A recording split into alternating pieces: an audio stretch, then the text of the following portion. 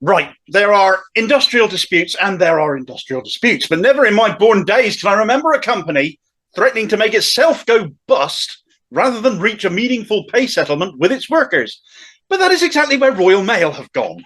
It was 10 years ago this year that Royal Mail got privatised by the Tory-Lib Dem coalition, Vince Cable, the business minister who oversaw it. And it's been run into the floor so badly as a result that a body that can trace its roots back to Tudor times has been decimated to the point of destruction in just 10 years, allegedly.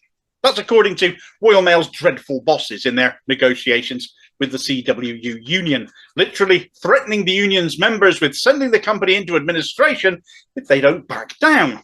Now, as much as the company wants to imply they can't afford the pay rises their workers need to get by, privatisation meant shareholders getting dividends rather than profits being sunk back into the service to improve it and keep it going and serving us.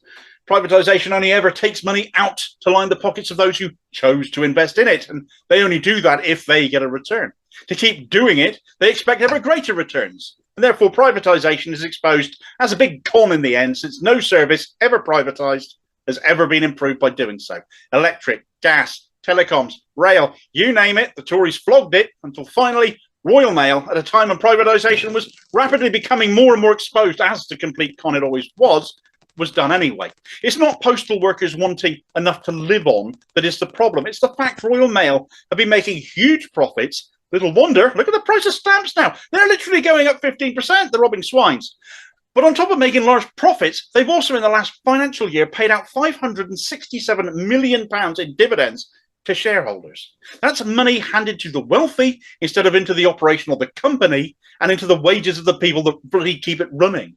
That's money lost from the service completely. That any talk of insolvency, of Royal Mail being put into administration, has to be seen in terms of that because of their massive giveaways, not their employees asking for a fair day's wage and decent working conditions. It's worth remembering, actually, why these posties are on strike still. And as much of it is about the need for decent pay and conditions, is actually about the restructuring of the service, the ditching of less profitable parts and the gradual decline of Royal Mail into just another gig economy courier service.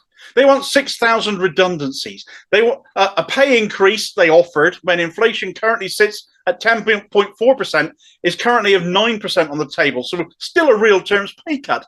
But it has to be remembered that their starting point was an offer of just 3.5%. Royal Mail bosses want to ram through later start and finish times. They want to cut sick pay. They want to remove the Sunday pay premiums. And they want to introduce employee monitoring technology to ensure they're all working fast enough. They also want their union, the CWU, to back off, to stop representing employees at tribunals, and the full removal of them from the Royal Mail workplace, becoming instead a company union, useless to everyone except the bosses themselves. It's utterly unacceptable, draconian measures that they want to run through, all whilst they throw money at people at the top who don't need it.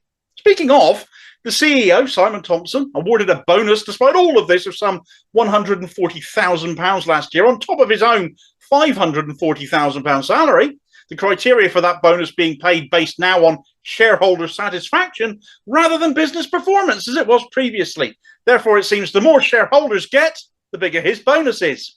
He has even been goading employees on social media that there's a time limit even on this miserable offer and they should accept it without delay. What a charmer. Of course, Thompson himself got absolutely rinsed when he got dragged before the Business Select Committee back in January and again in February, which exposed systemic failures in the service for which he had no answer for. Letters no longer being delivered 6 days a week and bosses telling workers not to worry about it. And he blamed everyone for it but himself. He's the CEO. The buck stops with him. It's a good job his bonus doesn't depend on his own performance, isn't it? He'd end up owing the company money.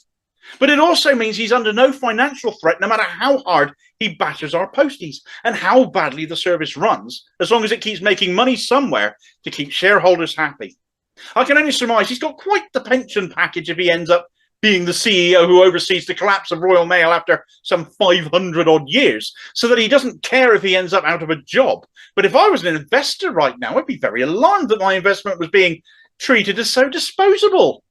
The fact that this is even being talked about should be, by rights, if this story was reported properly and fairly and truthfully, should be the final nail in the coffin for all privatisations and demand for renationalisation to take back control of all of those services that we've lost ourselves should be being demanded across the country right now. Of course, that's not the case, though, is it? And actually, despite the threats of going into liquidation, it's not quite that simple. What would have to happen would be for the government to authorise the insolvency here. And that's because legislation was put in place to ensure the service would be delivered after they sold Royal Mail off. It is also still subject to oversight by Ofcom. So even though Royal Mail are threatening insolvency, they'd have to demonstrate why there's no other option to the Tory government. And if the Tories do allow it, those mega payouts to shareholders ought to need a considerable amount of explaining.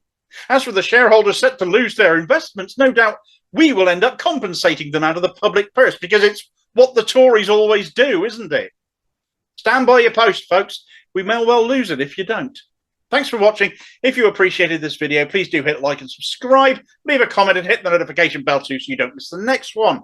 Also look out for me on social media and other interesting stuff by clicking on the Linktree link in the comments below, and I will see you next time. Cheers, folks.